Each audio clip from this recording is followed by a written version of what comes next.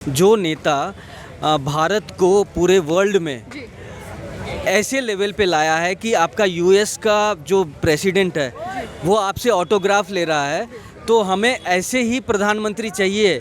ये प्रधानमंत्री नहीं चाहिए कि जहाँ पे हम हाथ जोड़ के खड़े हैं, तो हमें तो ऐसा ही चाहिए कि जो हमारा देश का नाम ऊंचा करता है, ठीक है, और उस लेवल पे लेके आगे जा रहा है। तो हमें तो वही चाहिए, उसके अलावा कुछ नहीं। कहा जा रहा है विपक्षी पार्टियां एकजुट हो गई हैं पटना की मीटिंग के बाद से। आपको क्या लगता है 2024 में क्या विपक्षी पार्टियों का जिस तरीके से दमखम लगाने का जोर चल रहा है, क्या 2024 में कामयाब हो जाएगी बीजेपी? नहीं, कोई चांस नहीं है विपक्षी पार्टियों का। मेरा व्यक्तिगत मानना है कि ऐसा कुछ कामयाब नहीं हो गए। हाँ।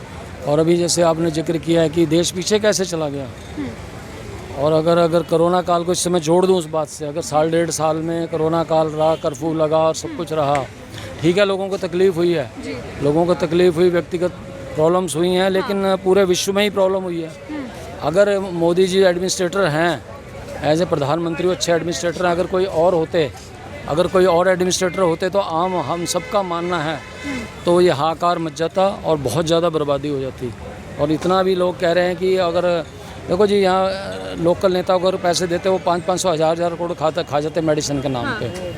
और क्योंकि अगर सख्त एडमिनिस्ट्रेटर चाहिए, मोदी जी हो या जो भी है, अगर सख्त एडमिनिस्ट्रेटर है, जिस भी पार्टी का अच्छा काम करता है, देश हित में काम करता है, समाज के लिए काम करता है, वो अच्छा नेता। देखिए, अगर कांग्रेस नेता राहुल गांधी की बात की जाए तो अभी जो है पानीपत में जाके धान की खेती कर रहे थे, लोगों के साथ ट्रैक्टर पे घूम रहे थे, कहीं ना कहीं मेल जोल बढ़ा रहे हैं 2024 के लिए। तो क्या लगता है बीजेपी की वोट नहीं कट जाएंगे इससे? आपने मैडम बिल्कुल ठीक कहा है, लेकिन इससे वोट इसलिए नहीं कटेंगे क्योंकि एक साइड तो अच्छी बात करते हैं, चलो उन्होंने धान की खेती, मैंने मान लिया आपकी बात, उन्होंने ठीक किया है। उसके बाद आजकल कम्युनिकेशन इतना है, आप अभी हमसे बात कर रहे हैं, ये चीज़ चैनल के माध्यम से कम्युनिकेशन इतना संचार क्रांति आई है, हर जगह जा सकती है। तो फिर उनको यूके में जाके नहीं बोलना चाहिए था।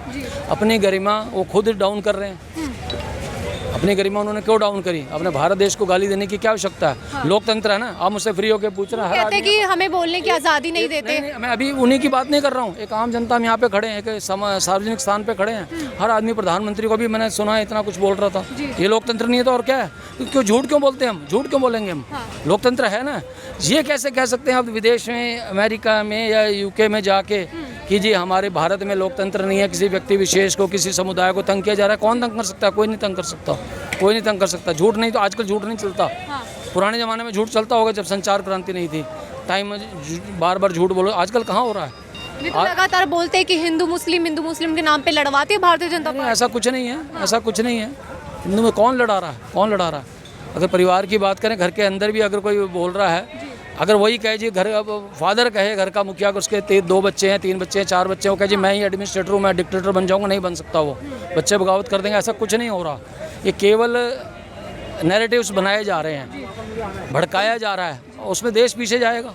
अगर समाज को भड़काओगे आप, समाज पीछे जाएगा। अभी टमाटर के ऊपर ही राजनीति हो रही है। मैं एक मुद्दा चेंज कर देता हूँ, अगर आपको लगे कि पहले आलू टमाटर के ऊपर, आलू और प्याज के ऊपर सरकारें हिल गई, बताओ ये कोई मुद्दा है? इतने हम जागरूक लोग खड़े हैं, टमाटर क्या मुद्दा है? ये कोई मुद्दा हुआ? टमाटर मत खाओ, टमाटर क्या फ़र्क पड़ता है? बचपन से टमाटर खा रहे हो ना, 15 दिन नहीं खाएंगे तो क्या होगा? इसके साथ ही अगर गेहूं और चावल की बात करें, हमारा गरीब देश है, हम गरीब देश में अगर हम एक दिन चावल नहीं खाएंगे तो क्या होगा? 130 करोड़ लोग में से 130 करोड़ लोग में से मैं आज आपके माध्यम से मैं जनता को बताना चाहता हूँ, आम जनता को बोलना चाहता हूँ, एक दिन आज भी फास्ट रखे, 100-150 ग्राम चावल मत खाएं। क्या नाम है सर आपका? पुरुषोत्तम पांडे। कहाँ के रहने वाले हैं? दिल्ली के ही हैं। अच्छा, कैसे देखते हैं जिस तरीके से 2024 के लोकसभा चुनाव होंगे, उस पर चर्चा चल रही है, क्या लगता है आपको 2024 में कौन सी पार्टी है जो फिर से आएगी? आपको क्या लगता है कौन सी दूसरी पार्टी है? विपक्षी में कोई है उम्मीदवार? नहीं, आप अपने हिसाब से। नहीं, मेरे हिसाब से तो मोदी जी हैं। जो देश का नाम ऊंचा कर रहे हैं, हम उनको ऊंचा करेंगे। देश की बात की आपने। हाँ, देश सबसे ज़्यादा इम्पोर्टेंट है। देखिए, यदि आपका देश नहीं है तो आप नहीं है, ठीक है। और जो देश को सबसे ऊपर रखेगा, सर्वोपरि रखेगा, वो हमारा नेता रहेगा। आपने देश की बात की, बहुत अच्छा, लेकिन इसी देश के लोग बोलते हैं, और आपने खुद भी ऑब्जर्व किया होगा कि 2014 के बाद से कितनी महंगाई हो गई है। कितनी महंगाई हुई है, तो आपकी आमदनी भी बढ़ी है ना। नॉर्मली देखिए अभी जिस हिसाब से और ये गवर्नमेंट का जो कार्यकाल रहा जिसमें कोविड जैसे मतलब 100 साल में एक बार ऐसी महामारी आती है, वैसे महामारी को झेलते हुए हमारा विकास दर ना प्लस में है। और इवन कि पूरे वर्ल्ड की बात करें तो जहाँ पे नेगेटिव में चल रहा है पूरा यूरोपियन कंट्री, वहाँ पे हमारा देश 7+ के साथ आगे बढ़ रहा है विकास दर के साथ। तो आप समझिए कि कहाँ से हमने कंट्रोल किया हुआ है आपने कहा था कि कोविड के टाइम पे वैक्सीन बनाने का इस सरकार ने मतलब इस तरीके से ना कोविड काल में संभाल लिया कहीं ना। हाँ, कोविड ने सारे देशों को नीचे कर दिया। आप देखिए यूरोपियन हो गया, यूएसए हो गया, इन सब को कोविड में इन्होंने इस मिसमैनेजमेंट किया जिसके वजह से आज वहाँ पे महंगाई है और महंगाई निगेटिव में जा रही है। लेकिन हमारे यहाँ पे क्या है, पॉजिटिव में है, मतलब 6.5 के आसपास है, इवन के 7 तक जा सकता है यदि प्रॉपर तरीके से सारा सेक्टर रिस्पॉन्स किया तो देखिए हमारा नेता इस विकास दर पे हमारे देश को चला रहा है तो हमें तो वोट देना पड़ेगा मोदी जी से। आपका और क्या, लेकिन इसी देश के लोग कहते हैं कि महंगाई तो की, साथ में बेरोजगारी भी कर दी। 2 करोड़ नौकरी देने की बात की थी जब मैनिफेस्टो में बीजेपी सरकार आई थी, लेकिन एक भी नहीं दी। देखिए इसमें मेरा मत दूसरा है, ठीक है। कोई भी गवर्नमेंट आपको रोजगार नहीं देती है, रोजगार के लिए खुद ही परिश्रम करना पड़ता है। रोजगार नहीं, नौकरियों के लिए। हाँ, नौकरियों के लिए ही बोल रहा हूँ, नौकरी के लिए। देखिए आपको रोजगार की ज़रूरत है, आपने माइक उठाया, परिश्रम कर रहे हैं, यहाँ पे आके लोगों से पूछ रहे हैं, तो इस तरह का पुरुषार्थ कोई भी दिखाएगा ना तो उसके लिए रोजगार अभी भी है, हर जगह है। लेकिन सबको गवर्नमेंट जॉब चाहिए, जो पढ़ाई कर चुके हैं, under graduate, post graduate, PhD भी किए हुए हैं। गवर्नमेंट जॉब इसलिए चाहिए, आप गवर्नमेंट किसी भी सेक्टर में चले जाइए, SBI बैंक में चले जाइए, बैंक ऑफ बड़ौदा में चले जाइए, वो लोग बिल्कुल समझिए काम चोर होते हैं। तो गवर्नमेंट जॉब मिल गया, आराम से कुर्सी पे लेटे रहेंगे। आप एक फॉर्म लेके जाइए, अगले दिन, अभी मैंने बैंक ऑफ बड़ौदा में अकाउंट खुलवाया था तो ये मेरा ATM आने में 1 महीना लग गया है, अभी तक आया नहीं है। और नेट बैंकिंग ओपन करने के लिए मैंने उनको 3 बार फॉर्म भर के देखा, मतलब दिया, अभी तक एक्टिवेशन पिन नहीं आया है।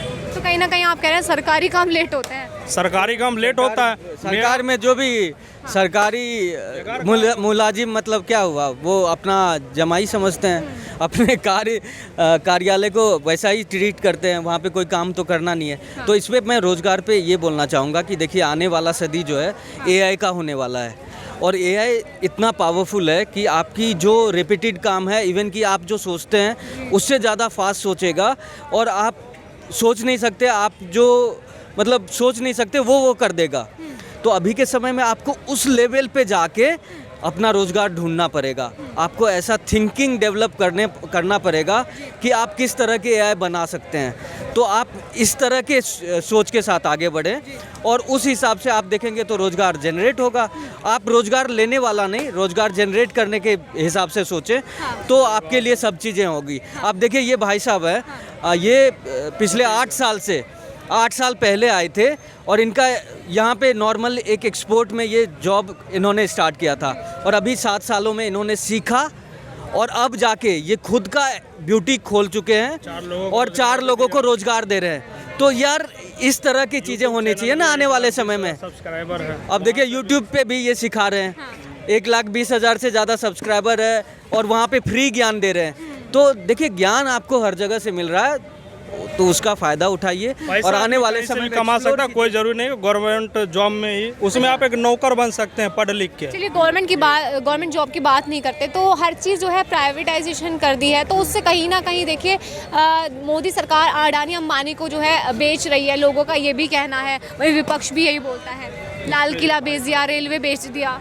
हाँ तो देखिए सरकार का जो काम है ना वो गुड गवर्नेंस देना होता है, कोई कंपनी चलाना नहीं होता है। तो जो आप देख रहे हैं कि जैसे कि एयर इंडिया पहले टाटा का ही हुआ करता था, अब जाके फिर टाटा के पास चला गया क्योंकि गवर्नमेंट उस लेवल पे वो मैनेज नहीं कर पाती है तो कंपनी घाटा में चली जाती है। तो एक तरह से गवर्नमेंट पे ये बर्डन कम हुआ है, आप इस लेवल पे सोचिए। अब टाटा के पास गई है, टाटा अपने रिवेन्यू के हिसाब से उसको मोनेटाइज करेगी और आने वाले समय में उससे बढ़िया पैसा बनाएगी। तो आप देखिए इस लेवल पे आप ये मत सोचिए कि प्राइवेटाइजेशन हो रहा है, आपको एम्पावरमेंट दिया जा रहा है कि आपको एक तरह से ऐसा लॉ दिया जा रहा है जिससे आप खुद को एक्सप्लोर कर पाएंगे आने वाले समय को लेकर। आने वाले समय में खुद रोजगार जनरेट कर पाएंगे। अच्छा, क्या लगता है, आपने बोला कि मोदी जी फिर से आएंगे, लेकिन अब अगर आप विपक्षी पार्टियों में कोई चेहरा देखें, फिर उनमें से कोई एक आपसे पूछना चाहूँगा, विपक्ष के नेता कौन है? राहुल गांधी है। काफ़ी सारे हैं, ममता बनर्जी, राहुल गांधी, नीतीश कुमार। अभी डिसाइड ही नहीं कर पा रहे हैं कि कौन नेता बनेगा। इनमें से और कोई एक पावरफुल तो हो हाँ, कौन है पावरफुल आपके हिसाब से? मेरे हिसाब से मेरे हिसाब से सबसे बड़ा पावरफुल और सबसे ज़्यादा पावरफुल बिहार के मुख्यमंत्री, जो कि 20-25 सालों से वहाँ पे लगे हुए हैं लेकिन बिहार को कहीं नहीं पहुँचा पाए हैं, वही नीतीश कुमार जी है। और इनके द्वारा बनाया गया जो विपक्षी एकता है वो ढहते हुए पुल के समान है, जिसपे सारी पुल जो है, जो पुल का पिलर जो है वो विपक्षी पार्टियां हैं, और ये एक साथ 2024 में ढह जाएगी और आने वाला समय फिर से नरेंद्र मोदी का होने वाला है। और एक बार तो और मौका देंगे हम, क्योंकि आपका 15 लाख रुपए नहीं आया ना, हमारा भी नहीं आया, और जब तक हमारा 15 लाख रुपए नहीं आएगा तब तक हम मोदी जी को जिताते रहेंगे और प्रधानमंत्री बनाते रहेंगे। मतलब आपको चाहिए 15 लाख रुपए? अब बिल्कुल, आपको नहीं चाहिए? 15 लाख तो चाहिए और हर किसी को चाहिए। और यदि ये 15 लाख आपको चाहिए तो मोदी जी को लाना पड़ेगा, क्योंकि कोई और ये दावा नहीं कर रहा है कि 15 लाख रुपए देंगे। तो ऐसा कोई दावा करे विपक्षी वाला तो उसको देंगे वोट। अच्छा, क्या लगता है अगर मोदी जी चुनाव ना लड़े, क्योंकि विपक्ष ऐसा कहता है कि मोदी जी ने काम तो कुछ नहीं किया, 9 सालों में देश को पीछे की ओर ढकेल दिया, मोदी जी के चेहरे पे वोट दिए जाते हैं, लोग मोदी जी के चेहरे को देखकर वोट करते हैं। अगर मोदी जी का चेहरा ना हो, उसके बाद अगर किसी और का चेहरा देखे भारतीय जनता पार्टी में, तो कौन सा ऐसा चेहरा है पीएम पद के लिए? देखिए, अभी तो नॉर्मली मोदी जी क्यों नहीं है और मोदी जी क्यों नहीं रहेंगे, इसके ऊपर तो सोचना ही मुश्किल है।